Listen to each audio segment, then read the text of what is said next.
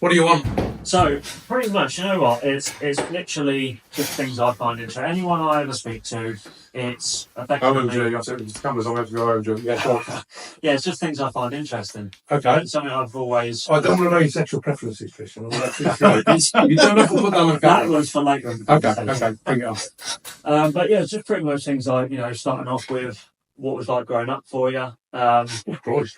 Purely because I find it. I'm an old man. Do you think my memory's that good? What was it like growing up for me?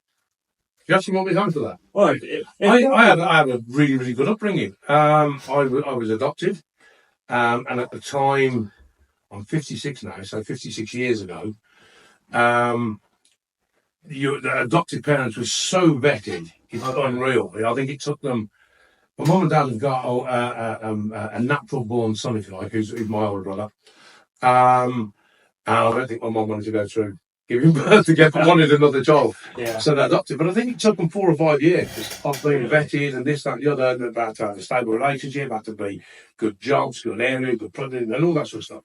So I was, my family, just by the nature of being adopted in the 60s, because I'm that old, meant that I was going to a really good home. Yeah. So I had a really, really good upbringing in a nice countryside village, good people, blah, blah, blah.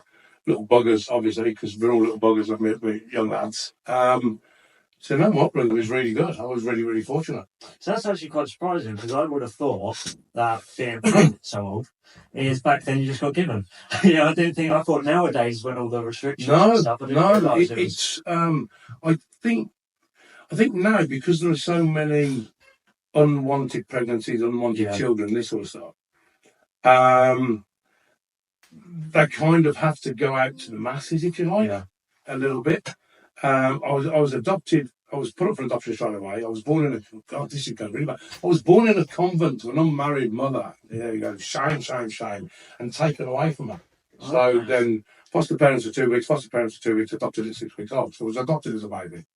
Whereas now you get a lot of adoptions and fostering of older kids where families have broken down and this, that, and the other.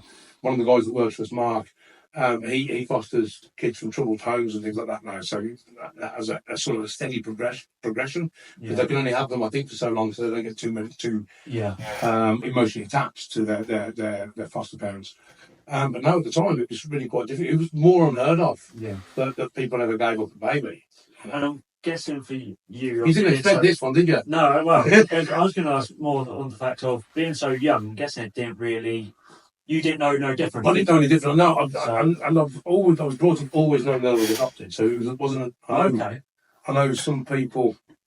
You hear stories of people. I found out when I was 20 that I was adopted. And all that. I've always known. It was never a sort of thing. My brother named me after his favourite uncle. So unfortunately, there was another Adam Gardner floating about. He died a couple of years ago, so I'm the only one there. So yeah, no, I was brought into slavery, as I used to tell my parents. There you go. You need some more slave labour at home. Let's go and get a baby. Exactly. Yeah. That's my logic now. My logic says. Are you going to go and buy babies? No, I don't think I'm going to buy babies. But my logic is, if I have one now, hopefully in 16 years I can retire. Yeah. So. Is he retired now? Oh, pretty much. Has he? Yeah.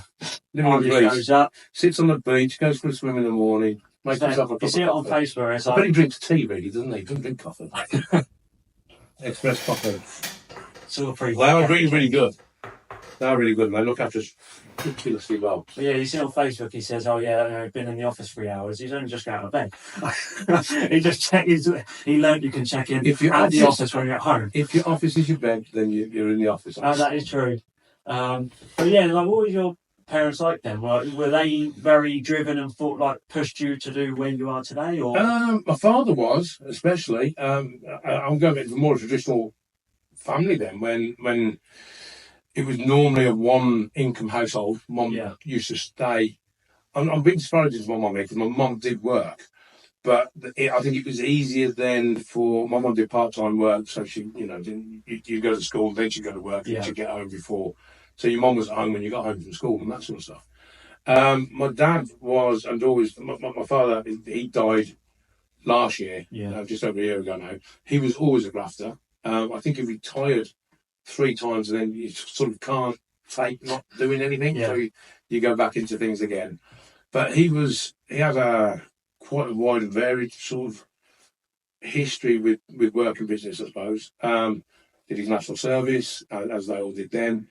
Went and worked at the Austin, as it was called then British Leyland, then Rover, blah, blah, blah.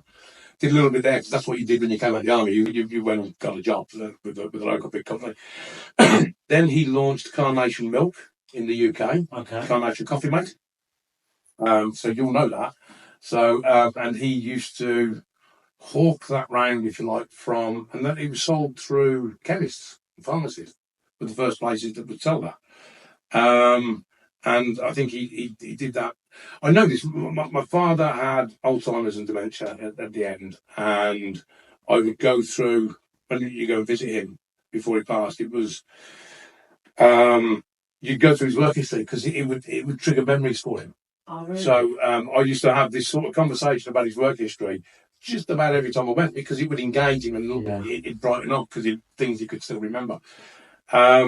So I know his work history really, really well, more than most people do of their parents, I suppose. So, and I know that doing the Austin nearly broke him. I think he nearly had a breakdown, because he wasn't good at working in a factory environment. And I think you either can or you can't. It's one of those. In the same way, I think some people, you can run a business or you can't. I don't want the responsibility of running a business and looking after people, or you do. My father was the opposite, in that he couldn't stand, I've got to go and clock in, and it's that 1 hour. So he went to Carnation, helped them launch Coffee Mate. Then I think after doing that for a couple of years, he couldn't drink coffee for about 5 years. He was sick of it, because he had a coffee cup all day, because he's demonstrating Coffee Mate to people. So I don't know, but then he became a big coffee drinker again. Then he had a knitwear business with his brother, my Uncle John. They made sweatshirts, t-shirts, jogging bottoms, that sort of stuff, for the catalogues, great Universal stores and Freeman and things like that. Millions and literally millions of t-shirts and sweatshirts when we had a textile industry in the UK. So that was Leicestershire, Hinckley in Leicestershire, where a lot of that was done before it all, just about all of it moved to the Far East and so forth. And what else did he do? He had a fitness magazine, Future Fitness UK. He had an accountancy practice. We had nightclubs, hotels, restaurants. He bought the Arrow Corporation from Ingersoll Rand at one point, which is a hydraulic and pneumatic company. Okay. I don't think he knew anything about it, but he bought it and ran that for a while. So he had quite a wide and varied.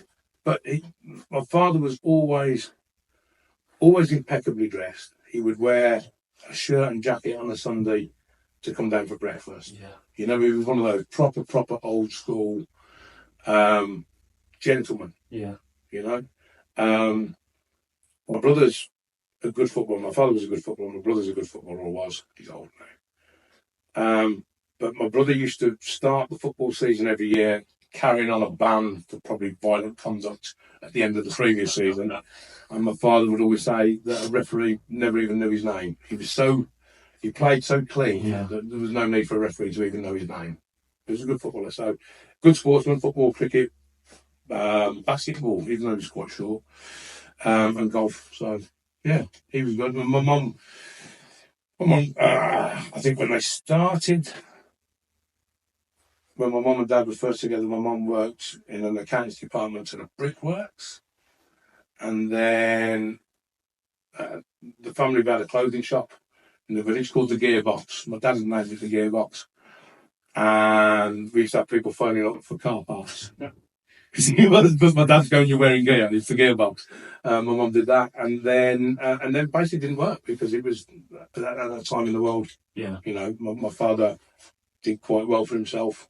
And my mum stayed at home and was a housewife. And do you think that taught you a lot then, and what sort of modelled your way forward? I think my father taught me a lot on how to treat people. My father always treated people with respect and fairly and with honour.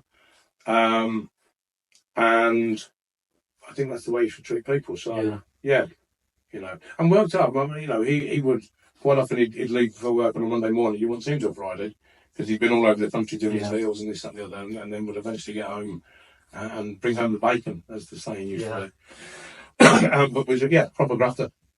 And did you start like at what age did you start like working and I started working at I think about 10. Yeah.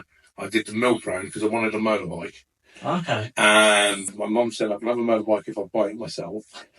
So I went to work for a guy called David Milk. I think you meant to be 13, but I was always quite big. I haven't grown since I was 12, so I was always quite a big lad.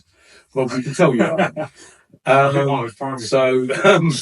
But I went to work for a guy called David Milk, who I swear at the time would have been 60, and was the fittest man to this day I think I've ever met. He'd run around with sort of 12 pints of milk in each hand. He'd be running like this, up and down hills in the village, delivering milk, and I'd do that before school. He probably carried on for another 30 years and was still 60, so he just looked like an old man when I was 10.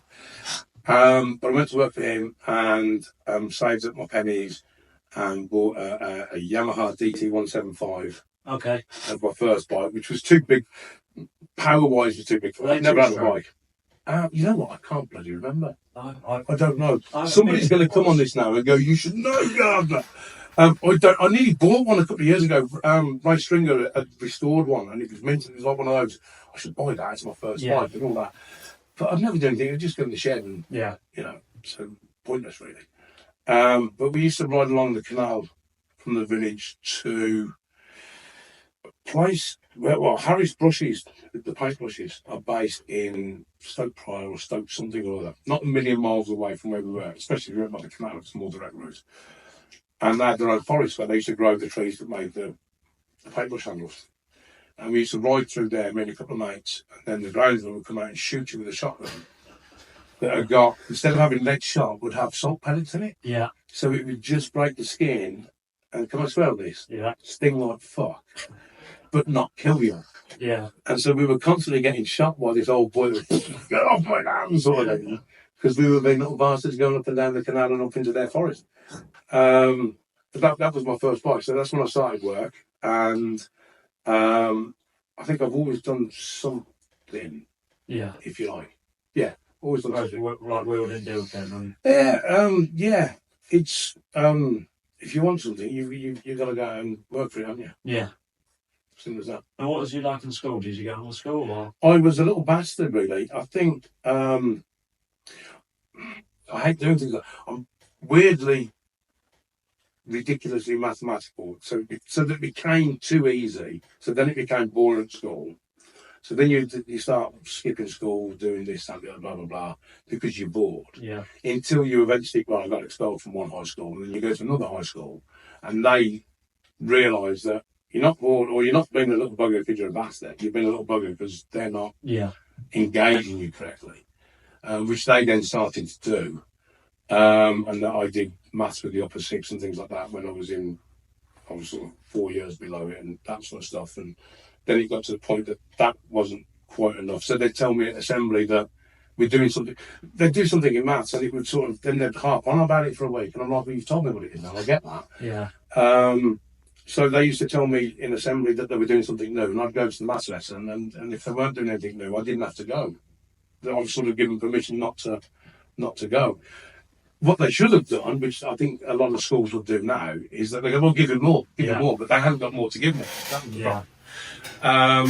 So, yeah, I was a little bastard, but it's because they didn't do their job properly. If they'd have engaged me more and gave me something more challenging, I'd have loved it. And I love learning anything and everything. So he'll tell you he hates me because I know everything. Ish. I am literally everything. Yeah. I absorb information, always have. Yeah. But they didn't give me any, so I was a little shit. Yeah. And then what did you just finish school? I know you went into the army. Went into the army, did a bit there, then came out and then went to work. The army's not work. Well, it is, but it's not. It's you have no sort of choice in what you do, kind of sort of thing. So that's you do your bit. You go and do what you're meant to do, and then you leave. After that is when you start making choices about your life, I think. So. And in the army, do you reckon that anything, obviously, quite serious training and a lot of discipline in it. Do you think that taught you stuff you still use now? Or A little bit. I still wasn't. I have a weird mind in that I can see the best way to do something. Yeah. I'm not very good with my hands. I'm not very good at mechanical stuff. I'm not very good at that sort of thing. But I can understand it because my head's wired that way. But I can look at things and go, well, why didn't you do that? You know. Yeah. And for me, it's quite instant, and it annoys people. And through my life, it's annoyed people. I get that because I'm talking to people that have done something for a living for 20 years, and I go, well, if you do it that, and you know, and I'm right. Yeah. And I absolutely get why they don't like it, but I can't help it, you know. I'm not going to say what my brother calls me on this because he's going to be broadcasting it because he's the only one that calls it, mate. But it's along those lines. But no, I went into sales when I came out. Okay. I went into financial services. I worked for banks and finance houses and insurance companies, things like that. Because it's mathematical. Yeah. You know, we were working on people's, whether they were life policies or their pensions or their unit trusts and this, that, and the other. And it's just playing with numbers. It's easy. Yeah. You know, it's all I'm good at. Lived in an embassy. I lived in an embassy once, or an old embassy in Indonesia. So I ended up doing, when I was doing the finance side of it, and we were trading things and that as well, different brokers we went to work for.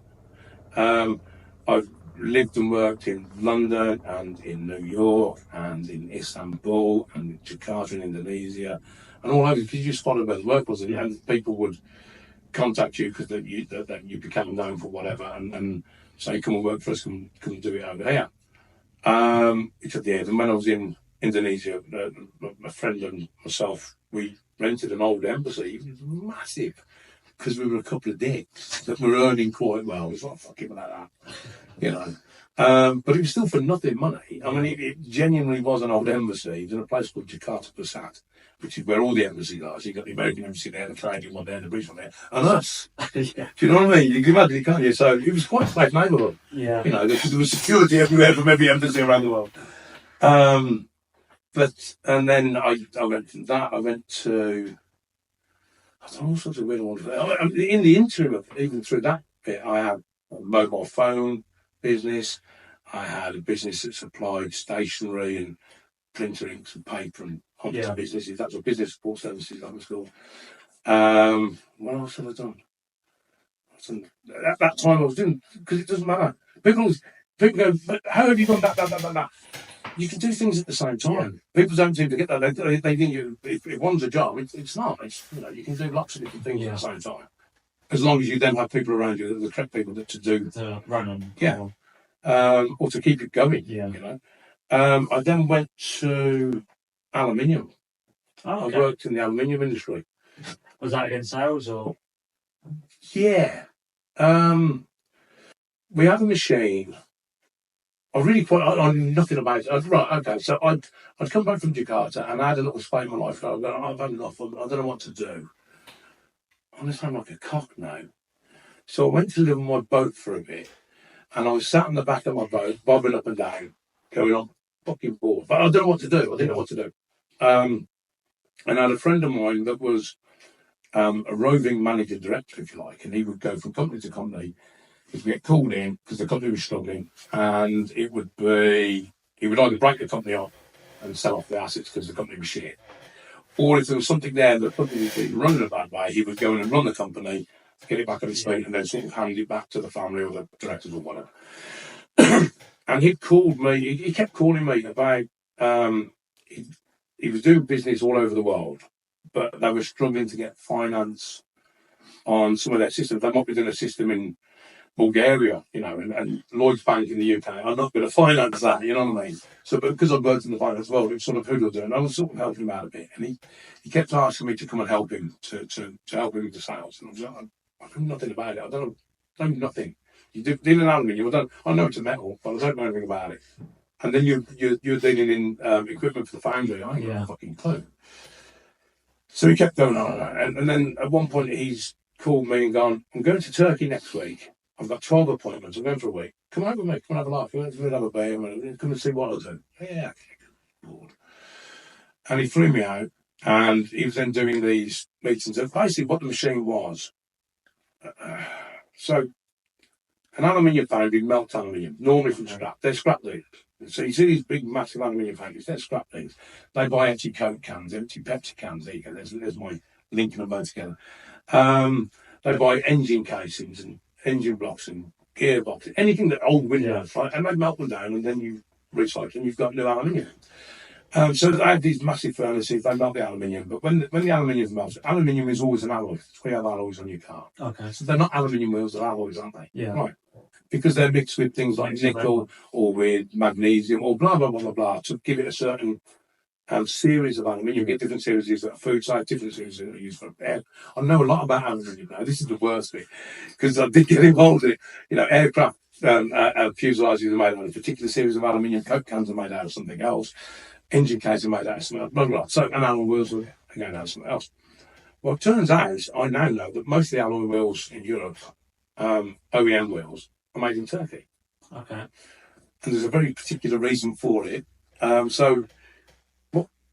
You've got a Ferrari, haven't you? I do. Your wheels are made in Turkey. You've got a Porsche. Your wheels are made in Turkey. So are Audi, BMW, Skoda, Seat, you name them, they're all made in Turkey.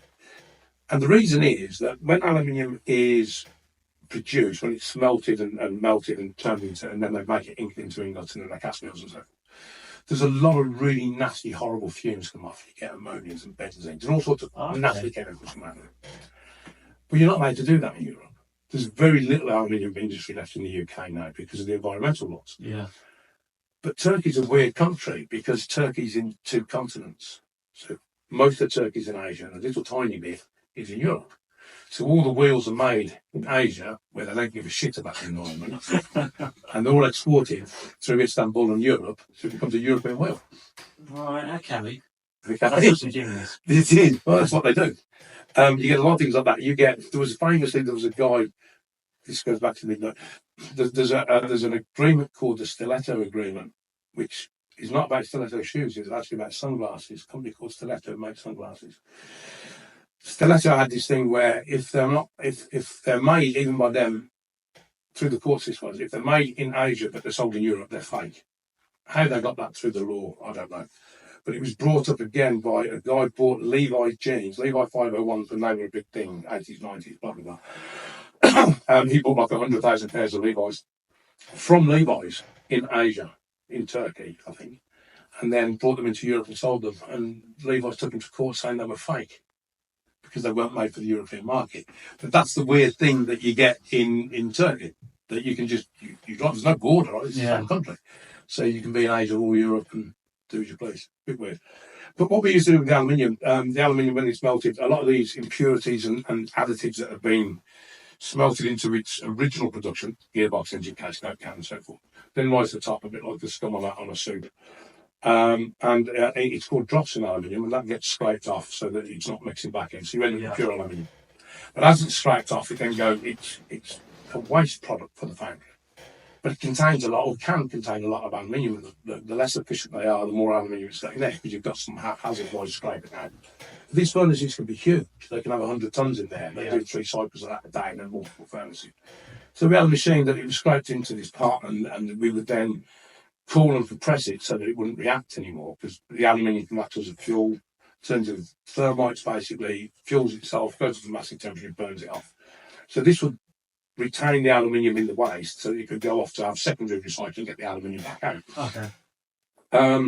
But we did this in Turkey, I can't remember. But the third appointment, I was taking a meeting for him. I'm like, I got this now, that's the first bit, something like that. Because it's a numbers game. I didn't need to know the equipment. This was the point of it. It was pure sales and pure numbers, because it's how much aluminium do you smelt a day across your entire foundry? How much waste do you produce? What percentage of your waste is aluminium, and how much of that waste can we get back for you? So if let's say you put 1,000 tons through and you go, well, my waste is 5%, that's 50 tons. So when you go, but out of that 50 tons, I've got 20% of it is aluminium, so that's 10 tons, and we can recover 8 tons of that in our process for you, and it's 3,000 tons a ton. We've got you 24 grand back a day. Yeah. right? So numbers is what I do. So, and then you multiply that by how many days of the machine and how long is it going to take to load the machine. So now you need one of our machines. If your machines, our average payback was 9 months. On a piece of capital equipment, it's unheard of. Yeah. So if they go out and spend £1 million on a piece of equipment, and in 9 months' time they've earned that £1 million back and then they're in profit. It's not selling anymore. You know, you're going to be fucking stupid if you don't have it. You know, it's not selling. You shouldn't. I have a weird thing because I do sell things, but I have a weird thing on sales, and in my core business that funds most things. I have a little tagline that says, "If I can't save you money, make you money, or a combination of the two, don't deal with me." Because you shouldn't. I only deal with business, and anything a business is meant to be profitable. A business is meant to be solvent. These are legal requirements. Well, solvent is a legal requirement. Be profitable is, it'd be nice if you earn some money. Yeah. If a business does anything, it should be to make money or save money, because it should be a commercial decision. You know, there are some things that are difficult to quantify, like sponsorship and assistance and brand and all that. They can be difficult to quantify. But if I sold you that cup, if it didn't make you money or save you money, you shouldn't have it. Yeah. You should have a ceramic one. But the ceramic ones get broken, and these are pennies that pay for the recycling, they're good for the environment, blah, blah, blah. You know, you've got all sorts of arguments why you don't have a ceramic cup. But the worst business decision in the world is a water cooler, because it does fuck all. It stops people working, they chat around it, and all it does is fucking cold water. Yeah. You know, you get cold water out of the tap, it's not cold enough, put it in the fridge, because you've got a fridge there anyway. It's a bad business decision. But so business should, if you do anything for the business, it's got to make your money, save money, or don't deal with me, because I'm no good to you. I shouldn't be dealing with you, you shouldn't be buying from me. And that's the ethos that I have. So the aluminium was really good because we could just make people a fortune. We made nice profit, really nice profit on the machines that we built. And they saved a fortune. And it was better for the environment, ultimately. You know, anyway, I love aluminium, it's fun. But we ran out of customers. I ran the sales, I got involved in it, and I ran the sales for Europe, the Middle East and Africa. So just that of the world, you know, you go, if you look at the globe and Africa's in the middle, that was my bit, you know. And I was out of the country 2-3 times a week in a different country. I'd fly to Turkey, fly from Turkey to Bulgaria, fly from Bulgaria to South Africa, whatever it was, and then go home. But I knew nothing about aluminium really when I first started doing it. So I used to take an engineer out with me who knew everything. He was an old boy, started on a broom in a foundry and ended up being the foundry foreman. So he knew every process, every way of doing everything. I just needed the numbers. Yeah. What do I need, Nick? You tell me the numbers, and I'll, if it works for them, they'll buy it. Because I'll make it so that they'll buy it. I'm going to say to you, 9 months of your equipment's paid for. After that, it's profit. Piece of piss, isn't it? Yeah, see, that's what I love, is just listening to that. You're a weirdo then. No, seriously, like getting inside, like seeing how you think, you know what I mean? Is everyone has their own little niche and everyone has their own little way. But like I say, yours is, you might not know about the product, but you know how to make it work. Yeah, everything's numbers in business. It's all about money. You either save money or make money, yeah, or combine the two. If you can do two, it's better. If it doesn't do that, a business shouldn't have it. What are you having it for? There are exceptions to every rule, in that if you are a business where you have high profile, you might want to have a really nice reception. Yeah. That makes you no money at all. It just costs you money. It hasn't saved you any money, because it's just a fancy reception, and it's not going to make money, so you shouldn't have it. But you do, because it's then part of elevating your brand means that people buy more of it. So that's why I say things like sponsorship and branding of anything, it's very difficult to quantify. Yeah. You know? But it's those sort of things that you shouldn't do at first. You know, if you started a new company, the last thing you do is make a fancy reception. Yeah. You ain't got a fucking customer yet. Who are you doing it for? You know, don't give a shit what people think. You know, work out of a shed. Yeah. Doesn't matter. Go and see them. They never see your reception. Yeah. You know, a little bit of fuel to go and see them. It's more convenient for your customer. They'll like you for it. And you've got more control over what it is. You just go there. A little bit of fuel versus the customer reception that may or may not be used, or may or may not. And they might not like it. Yeah. They might go, that's crap. Yeah. Exactly. Yeah. So, what do you think drove you then? What do you reckon it is, just wired into you, it's just built into you, and that's what just drives you towards to succeed? And success is a relative term, isn't it? So most people measure success by how much money they got, which is a load of shit, really. I was in Japan once, and I went to. This is as random as you get. I thought we were going to talk about motorbikes. I was in Japan, and I went to a temple in Japan, and I had a private viewing by. It's really weird. I can't even go into how it happened, but I ended up with a private viewing of this temple, the oldest temple, Buddhist temple in Japan, by the most senior Buddhist monk. This guy's name is unreal. I've got his business card. His business card states that he's Buddha's disciple. And he was and is, I assume he's still alive, it's a number of years ago, the coolest man I've ever met in my life. Most serene man I've ever met in my life. And he galvanised my attitudes. What was already there, he sort of, after I left him, I was like, he's fucking right, fucking right. In that, money is just a tool. It is just a tool.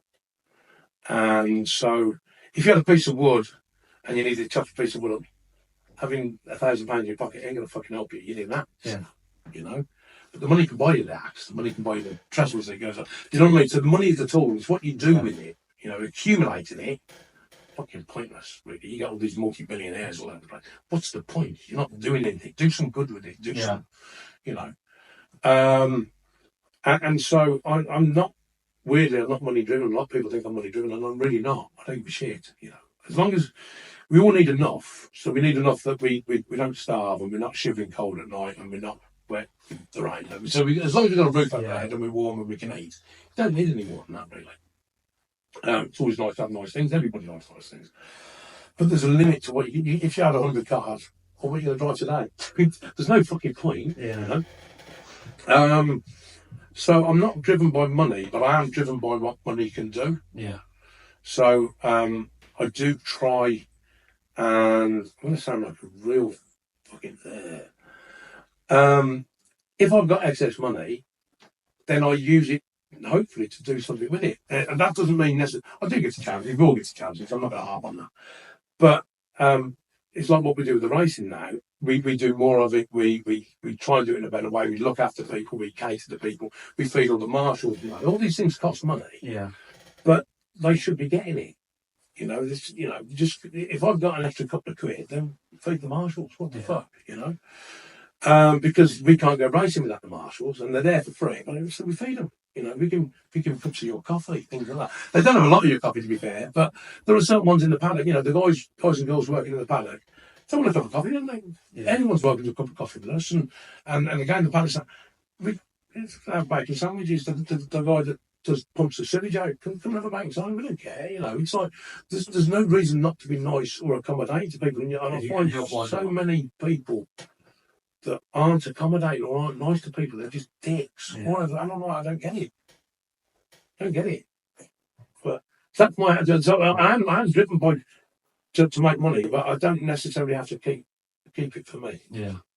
You know, we got, I think, the biggest team in the paddock now. So, you know, there's lots more people have work because we're doing okay than otherwise. But I could have a smaller team and keep more money, couldn't I? Yeah. You know,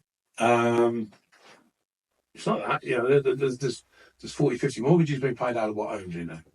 That's a good thing, surely. Yeah. That's 40, 50 houses that are fine. 40, 50.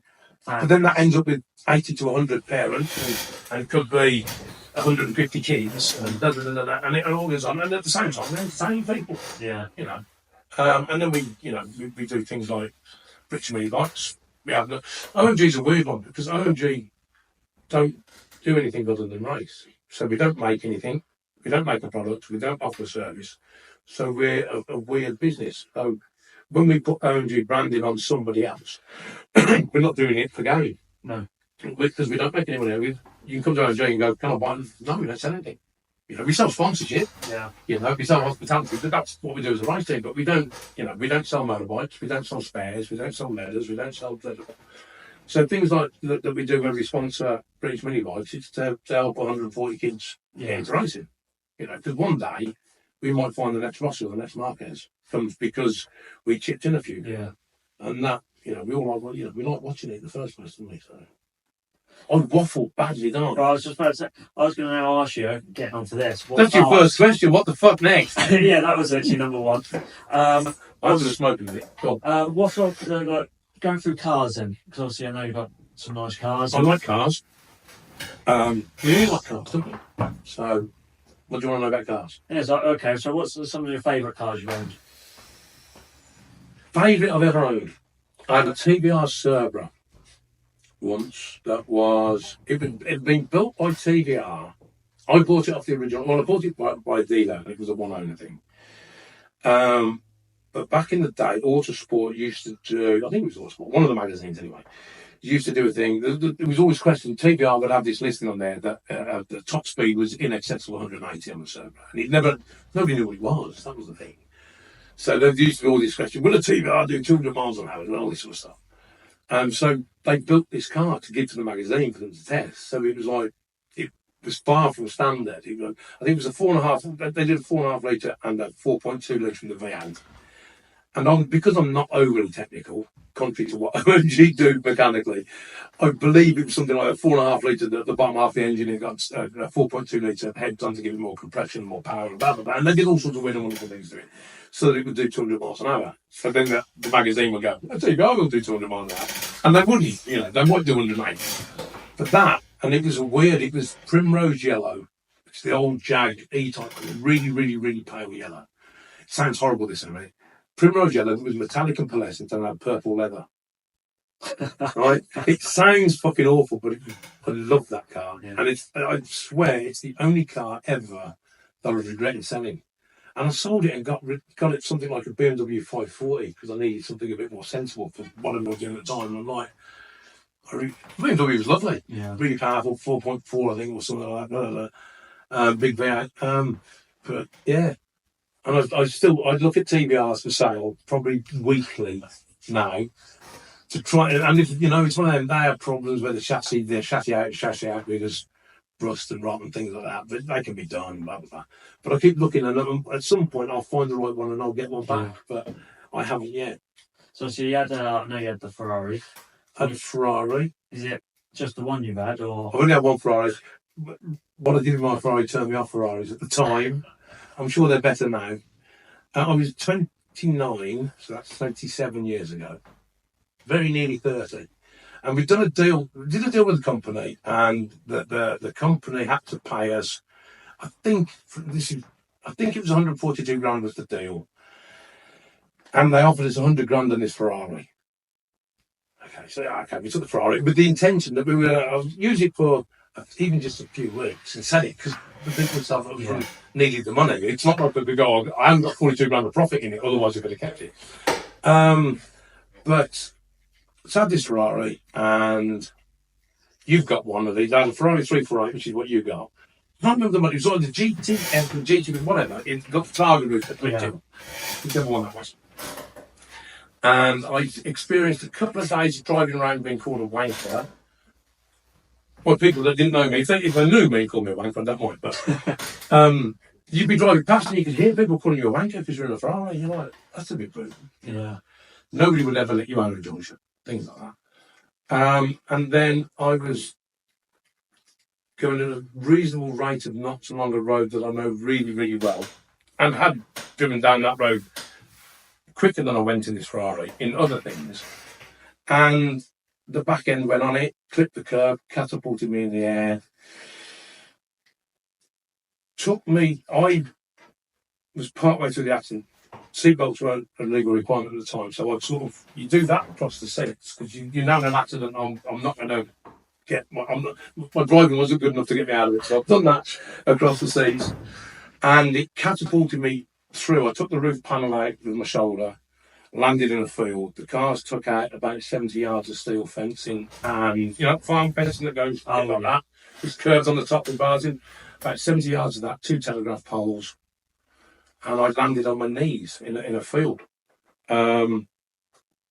Quite early days, big mobile phones at the time.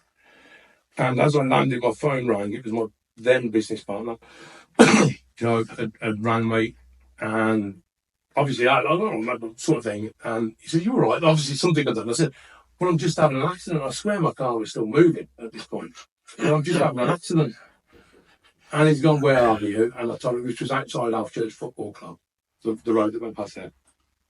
And he was in the other side of Redditch at the time. But it was about no more than a 10-minute drive. He had I remember well, he had a 328 coupe BMW, so not a slow car, not fast by today's standards, but not a slow car. And he said, I'm just getting in the car, I'm on the way. Okay.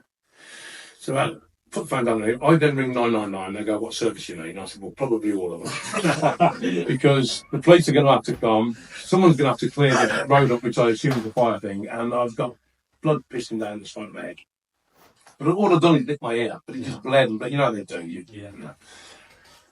So the fire brigade, they beat my business partner there. They got there before, and which is like, how the fuck have you done that? He's only 10 minutes away. And then my next call was to you, so he was already on his way, and you beat him there. So, fire engine comes with the guys, then an ambulance comes. They get me in the back of the ambulance because I've got blood all down here now. And it was literally just a nip, but it looked horrific. There was blood everywhere. And then my phone goes again. I'm in the back of the ambulance because they're trying to see if there's anything else, you know. My phone rings, you can't use that in here, so I have to get out of the ambulance, answer my phone, get back in, and I'm in and out a few times. And then the fireman's come up to me. The car is now upside down, and it's bent.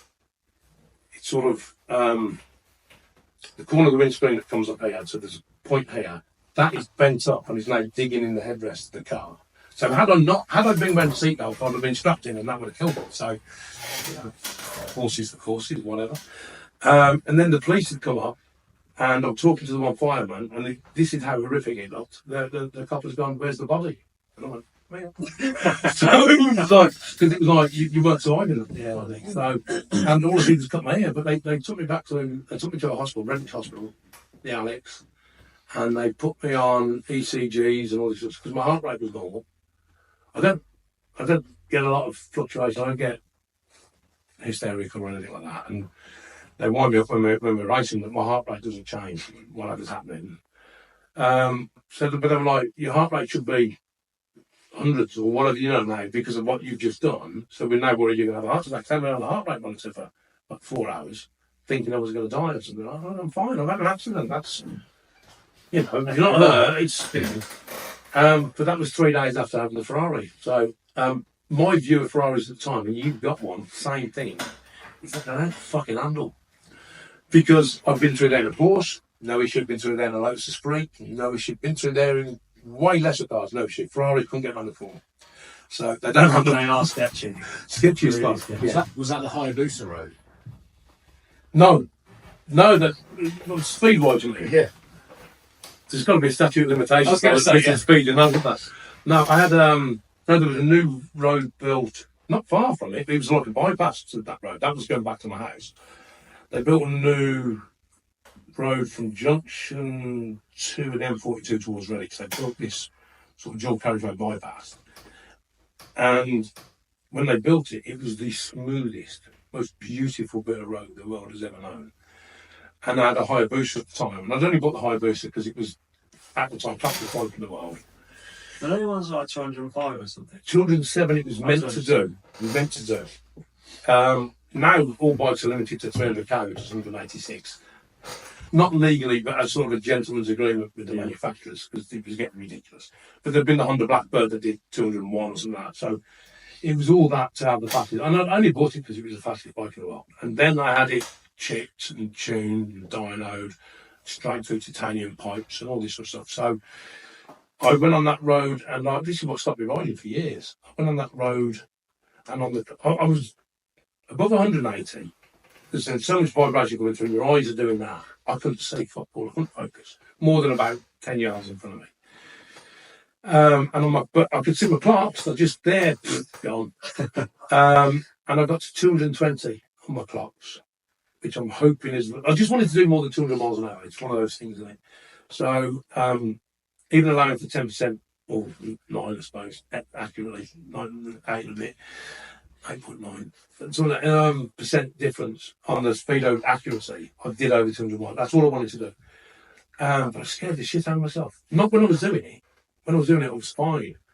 And I think my daughter was 2 or 3 at the time. And I got back, and I was sort of, if I'd have had hit a little pebble, A, I couldn't see it, and B, at that speed, I wasn't going to survive. And I'm fucking hell, this little girl. So I stopped riding for 15 years after that. Really? Quite a weird thing, yeah. Weird. Until we started OMG. That's when I started riding again. Always loved bikes, always followed bikes, always followed the TT. And, Well, I guess I better ask that question then, as you said earlier. What got you into them superbikes? Did you feel really love for it, or? Vodka. I used to sponsor a couple of guys without putting a company name on things like that, because me and a couple of friends were into bikes and things like that. So we'd sponsor people that were in Junior Superstar or Stock 600, that sort of stuff, and we'd pay a tyre bin there and a fuel bill there and buy his leathers or whatever. Yeah. And I never put my name, I never put a logo on any leathers and things like that, because they didn't do that. And we went to Brands Hatch at the end of 2017. Myself and two friends were at Brands Hatch for the final round. I'd only gone to that round. I'd been so busy all year working. I hadn't got to a race all year. And there were a couple of people in Stock 6 that I was sponsoring then. I say title, that sort of stuff. And we got a bit drunk, I think. And then on the Sunday we were watching, and it was the final round where there was Shaky and Leon and that sort of stuff, and there were the crashes, and it was like, well, it was going to be one of them. Anyway, so it was a good, exciting weekend for watching racing. But we were outside Brands Hatch, as you know, and anybody listening that doesn't know, it's an odd one because the garages are inside the circuit, whereas normally garages are on the outside of the circuit. So because we were only dealing with Stock 6, we couldn't get in there. You're not allowed in. You've got to be, superbikes are in there, maybe the odd Super Sport or the odd Stock 1000. All the bikes can go there when they're about to go on track because they've got to get on the grid. But the likes of us have just chipped in a few quid or members of the body. You kind of can't get there. You need a team pass or an invite sort of thing. So we would look over at the garages where all the superbikes were, and that's just, it's like watching Formula One for us. If you're in British touring cars, if you're looking at Formula One, going one day, one day. And I think I know I did. I opened my big mouth. I said, we can do better than they can. Just because I'm a dick, basically. And it's meant to be. There's four guys. There's Cameron. This is Christian. I'm not, but there's Christian Sire. So there's four guys in it now. But guys are dicks when we go out for a drink. We talk bollocks about everything. I'm going to buy whatever it is. Doesn't matter what it is. But we come out when we're drunk. I'm going to buy an island. I'm going to buy a yacht. I'm going to buy a jet. I'm going to buy fucking anything, right? And then the next morning, nobody ever brings it up again. It was just drunken bollocks that night, wasn't it? Didn't you buy an island? I went, yeah. I didn't in the end. I looked at one. But we carried on talking about it. We got sober the next day and carried on talking. Didn't know how to run a team. Never run a team. Never been involved in the paddock, other than chucked a few quid at some youngster racing to help them along the way, keep them going. But we kept going on and on and on about it. And then in the December of 2017, that's when I was in Japan with my Buddhist monk. Again, changing or galvanising my attitude towards money and success. So that I was with my girlfriend at the time. We were over there. It was sort of 9 hours different, I think. So, but what we did, that's when we set up OMG. Was while I was there. So I was out doing the tourist bit because we've gone to Japan on holiday, and then I've been eating. When after she's gone to sleep, it's now daytime in the UK. I can get on the phone and work. So I didn't get. I don't sleep much anyway. I'm normally up about 5 in the morning and I start work at sort of 5:30, do 2 or 3 hours of paperwork and emails, blah blah blah, and then come to the office and then go. So I've always been like that. So it didn't matter that I was having 3 or 4 hours sleep. That's when we set up OMG. So I think technically December 17, if you check the company now, whatever. But just didn't know what we were doing. But in the interim between Brands Hatch in the October and the December, I didn't know Paul at the time. Paul Cullen runs the team, PCR Performance in Cannock, finest engineering track preparation business that you'll find in the UK. They look after all, they build our engines, they do everything for OMG. So, you know, if we're successful, it's only on the back of Paul. But I didn't know at the time that OMG started, there were 3 people. There was myself, a guy called Greg and a guy called Chris. And OMG are the initials of our respective surnames. Couldn't be Margle, Gardner, or anything like that, but OMG had a better ring. But Greg, who was one of the original 3, there was only 3 of us for the first year of OMG. He was a quick track day rider, had a really, really nice bike because it had been built by Paul Curran. And he said, we've got to speak to Paul. We need to speak. Paul's the man we're going to speak to because he's raced cars, he's raced bikes, he's done this, he's done that, he's got the performance centre, da, da, da. And I didn't know Paul from Adam, so we dealt with Paul. We agreed that Paul was going to come in and do this. And it went from there. We signed, trying to find somebody to bring, and it was, we were late in the day then as to, we haven't got fuck all, we haven't got a bike, we don't even know what bike's going to run yet. If we want to do it, don't know how to do it, why to do it, it's stupidity. But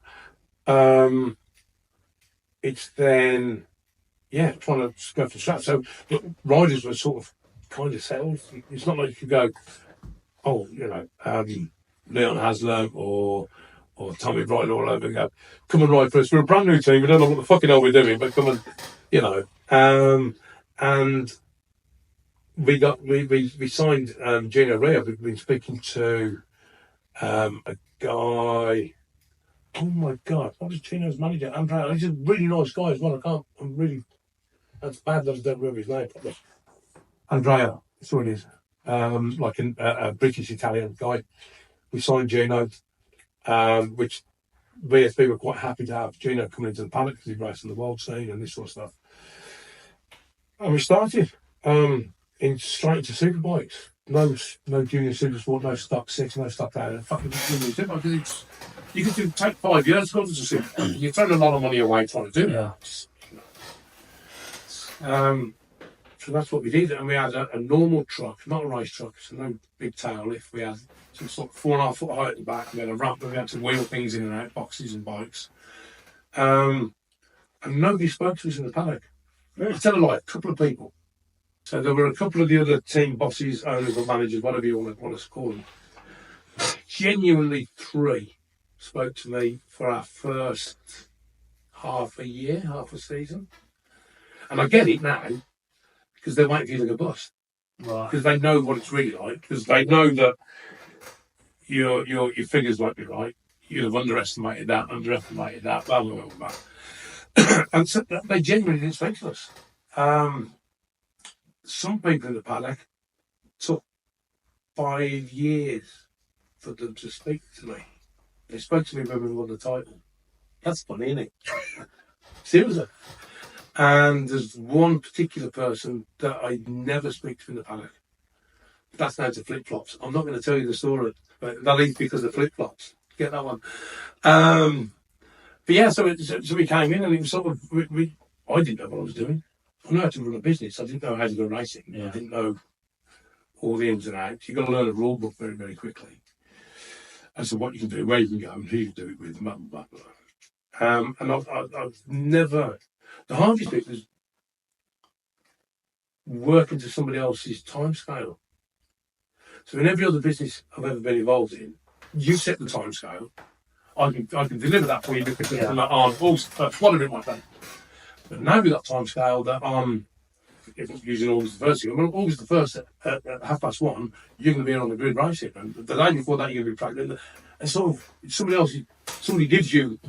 Would you say it's more pressure? Or I don't find much pressure in it, really. It's because it's what you do. There's more pressure, I think, for Paul and Holly, who run most things for me, and without them it wouldn't work at all. Paul runs all the technical side and most of the SAP side, and Holly runs all of the things that you don't notice, but if they weren't done, it wouldn't work. Yeah. So, for example, yesterday she was doing our rider entries. That sounds simple, doesn't it? You know, Tristan Palmer, you're going to ride your superbike. It's not that simple. You know, we've got it. She has all your medical history, every injury you've ever had. She has details of it, so they can go to the medical staff. So if there's anything go wrong, they know that there's a plate there, there's a screw there, there's a this, that, there's a scar there, there's a whatever it is. Does all that. But she organises all our travel arrangements, all our everything in the paddock. So we've got it. I can go swanning up now, and it's great because you know motorhomes there and hospitality's built and that sort of stuff. And isn't expensive thing? It's not. There's a lot of people and a lot of work go into it. And Holly organises all of that, but also all the behind the scenes that even before we get there. So entries, insurances, paying people, paying staff, paying bills, flights when we go testing, hotels when we go testing, visas, car notes, stuff that you go, fucking hell, I didn't realise we had to do this. You know what I mean? Can't we just go racing? You know. So and then they're a couple, so which works really well because Paul will understand if Holly's having a late day and Holly will understand if Paul's having a late day because it's what we do, you know. Whereas if they weren't a couple, they'd have separate partners and the partner would be going, what are you doing? Do you mean you're working this weekend? Well, of course, we're working this weekend. So it works really well for that. Yeah, and then we just did more of it, I suppose. That first year we didn't know what we were doing. Wouldn't have worked without them. We did okay. I don't even know if we got a point in the first year. We might not have even got a point. If we did, we got one or two. Yeah. And Gino was a class rider, but he just, you know, we were new to it. The Suzuki, arguably, we ran Suzuki for the first 2 years. Arguably, the Suzuki was on its last legs, and it still worked well now. It's kind of one of those weird things, you know.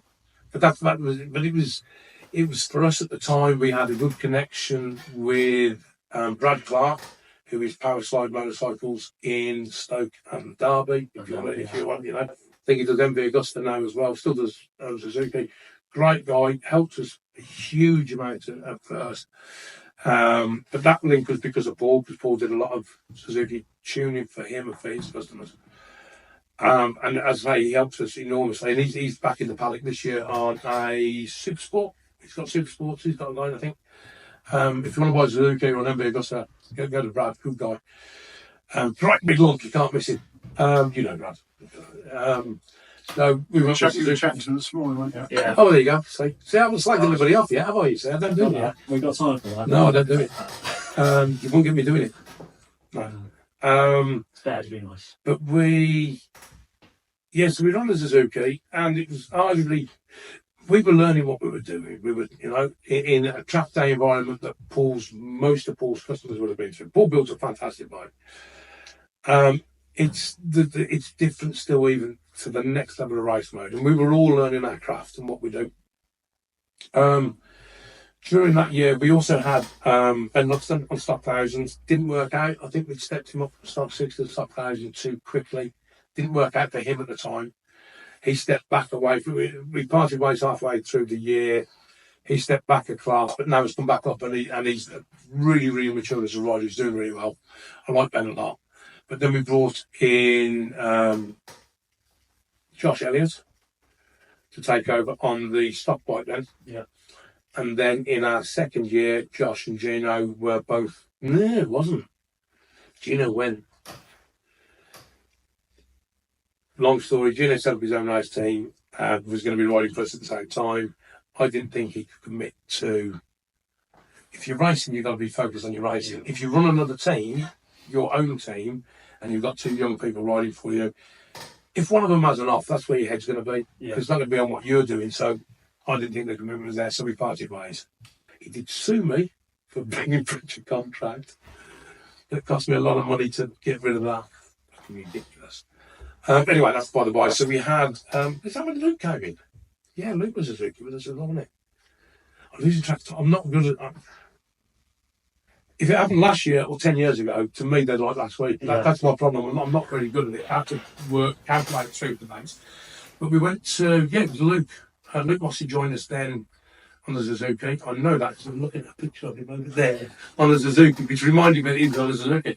So Luke Mossy joined us on the Superbike, and we stepped Josh Elliott up on the Superbike.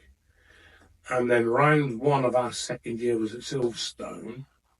Has Josh got podium, didn't he? Josh won. Oh, yeah. It's quite a weird one. So he qualified, I think, P4. Now, here's the thing, right? So, BSB at the time, we got a new bookie as a sponsor. This is going on longer than you thought, isn't it? BSB got a new bookie as a sponsor, betting company, gambling company. And they were doing odds on, BSB racing and this sort of stuff. And other stuff, no doubt. But they just qualified him, sure it was P4, and they put him on 100 to 1. 100 to 1, right? Now, here's the thing, Josh Elliott is Irish. And I'm not being horrible in any way, but the Irish like a flutter. They're quite fucking renowned for having a flutter.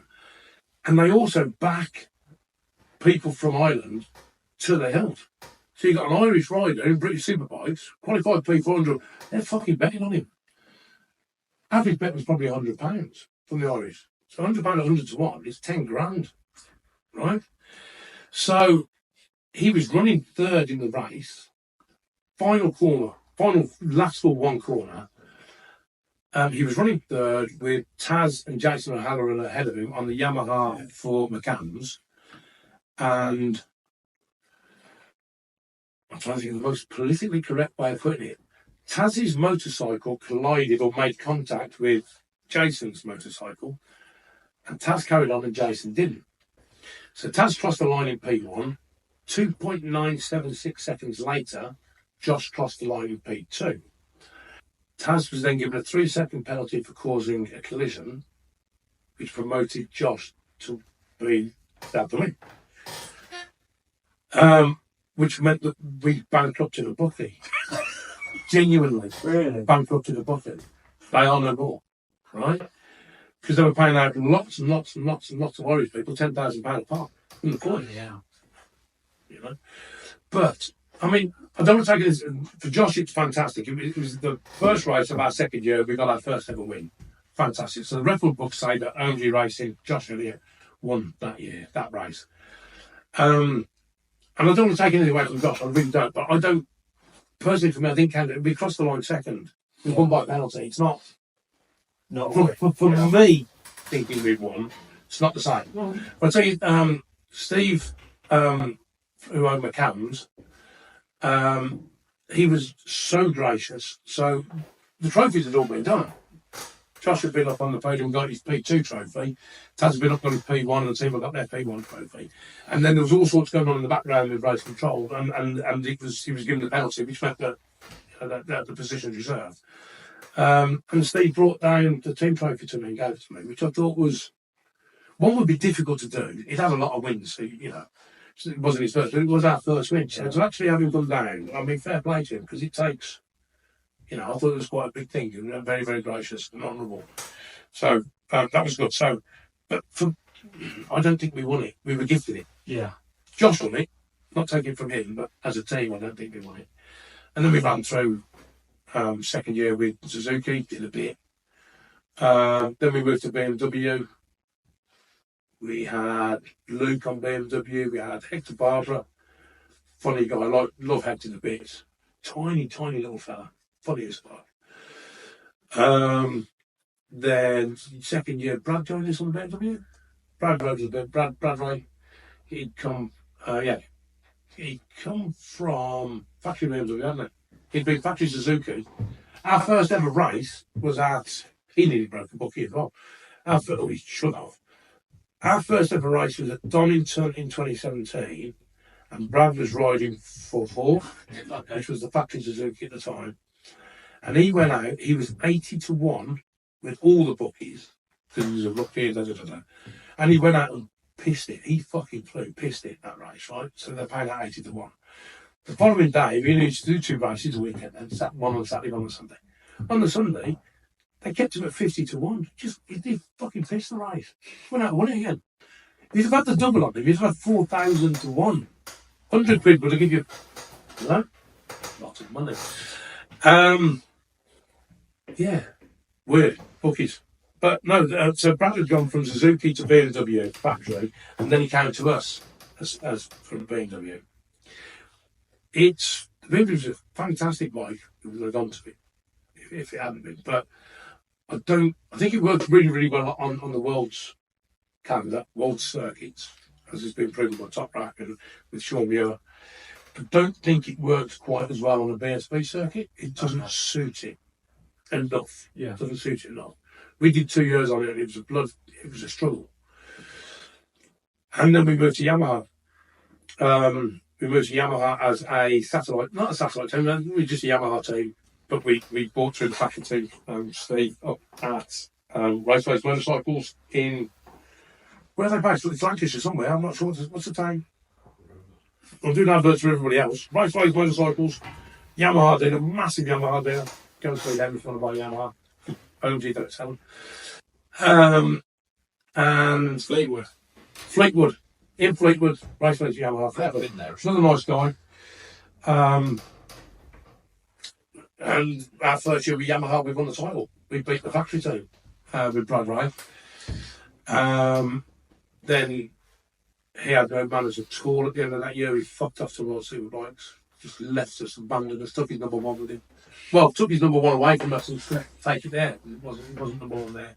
So no manners. And then then Ryan Vickers replaced him, if you like, and Kyle stepped up a little bit more. We don't really have a number one, number two rider. But they both get exactly the same support, exactly the same bike, exactly the same backup. It's down to them how they ride, it's down to them how they, with their engineers and their mechanics and their crew chief, how they set their bike up to suit them. Ryan came on. A lot of people have written Ryan off because he's had a lot of crashes in the past. I think he was just pushing a little bit too hard. Can prove everybody wrong because he was fucking winning races and right up there very, very quickly. Kyle was right up there, maturing again. Riders need to mature. It's difficult to run at the front. It's difficult to take the pressure on a personal thing for them. And narrowly missed out. Arguably, he could have got the title at Brands Hatch in the end of 23, but Tommy and Glenn were too far ahead, unfortunately. But mathematically, it's possible it didn't work out. But he was third in the championship, the best he'd ever finished, which was great. And then last year, obviously, we stayed on with Kyle and Ryan. Ryan had an unfortunate year for him, had a few injuries, crashed out of first 3 times, I think, which was a little bit of again, the maturing bit. I think he'll have a much better year personally, maybe not results-wise this year, no, he's moved to Worlds. But personally, I think he will mature through it. And Kyle was fucking glorious. The weaknesses that Kyle had in his mental makeup, that everybody has, we all have weaknesses, he eliminated. Especially halfway through the season, it was like, that was it. You weren't going to beat him. No. I say that on the basis that he only won the title by a point. Never going to fucking beat him. Wasn't going to happen. And that's not knocking Tommy Ryder at all. Tommy was the champion in 23, end of the 23 season, and then to switch manufacturers and to become second in the championship by points is fucking huge. Fair play to him. But you weren't going to beat Kyle that year. There's no way. No. And arguably Kyle could have had a better year. He had illness at Knockhill. We had him on a drip on the Friday morning at Knockhill, so he didn't ride it wide. He crashed because he wasn't very well, twisted his knee, was in pain. And he walked away from Knockhill with 4 points, but he arguably should have had at least 50 across the races for what we're doing there. So he should, see what I mean, that Tommy was close, but he shouldn't have been as close as it was, I don't think. Again, not knocking Tommy, did a fantastic job. And Ryan arguably should have been there because he missed Knockhill completely with the same illness, didn't even race. He was that poorly. And then broke his collarbone, missed another 3 races, and crashed out of 3. So what are he going to do? But we had the factory Yamaha team at the start of that, when that was start 23, which we still are now. Officially supported too. We're not allowed to say the word factory. Factory is a generic term that we use when we talk. We're not supported by the factory. We don't have factory parts in that sort of way. We have a little bit of support from Yamaha, but we are the official supported team. Officially supported team for Yamaha in British Superbikes. In British Superbikes. There you go. And yeah. And now on to this year. Where the prodigal son has returned. Brad Ray's back. Shouldn't have fucking left. I fucking told him. He's back. Arguably to defend his title because he left as the champion in BSB, and then Kyle is literally defending his title because he's the reigning British Superbike champion. So that's going to be interesting. Yeah. That'll be interesting. And we've brought Joe Talbot up now. Joe Talbot was runner-up in Stockhausen last year. Really nice lad. Only 20. Is he 21 now? Yeah, I think he's 21 now. Just. Hasn't been riding on tarmac much. Started out, at dirt bikes, off-road, motocross and so forth. He can He's really well. fucking quick. The boy is quick. He's coming on. He's on a 2-year contract, no pressure on him to do anything this year other than learn his bike, learn his crew, learn his craft. Totally different disciplines to one Stockhausen. It's not the same. But it could scare a few people and shock a few people. I think. Be interesting. Yeah. Interesting. And then Well, I like this now. the last question, which we're just finishing off, is what's one piece of advice you would give someone starting out a business? In business, Yeah, in business. you just got to work hard. Work hard, be honest, be honourable, and be true to your word. If I think the thing I hate anything in business is when somebody says it's going to be ready on Friday and it's not. I hate that because I make plans around, and all other businesses will. All of your customers will. If you say it's going to be Friday, then it's got to be Friday. If it's going to be 4 weeks' time, tell them. Yeah. Be honest with people. It's much better to whatever it is you do, whether you offer service or products or whatever. It's much better to over-deliver than fuck up. But that always Not says, under-deliver, fuck up. that always says promise low, deliver high. Yeah. If I tell you it's going to be 4 weeks and you need it, and in 3 weeks' time I get it to you, you're going to love me to bits, and you're going to tell the world that I've done a really good job. If I tell you it's going to be a week and I take 3 weeks, I'm shit, and you're going to tell everybody. Yeah. The weird thing in business is that people will give bad recommendations to their friends way quicker than a good one. Yeah. Don't use him as shit. Don't use him as shit. Don't use him as shit. Whereas you can ask your friends, who's a good roofer, who's a good this, and I don't know. And they know somebody who's really good. That's true. Yeah. But support, if you can, support local people. The big boys have got enough money. The guy that's driving a white van down the road is supporting, the whole family, his partner, his children, maybe his parents, maybe and he's shopping local. And keep it local if you can. If you know somebody who does something in that you need, give the profit to somebody you know rather than some random. As long as the quality of the work is a minimum the same. And if your friends aren't good enough, then they don't get the work. Yeah. It should be good enough. Can't deny. No, thank you very much, Jim. Pleasure. Appreciate that. That's I all right. understand the question, but it seems like fine. God, proper random waffles there.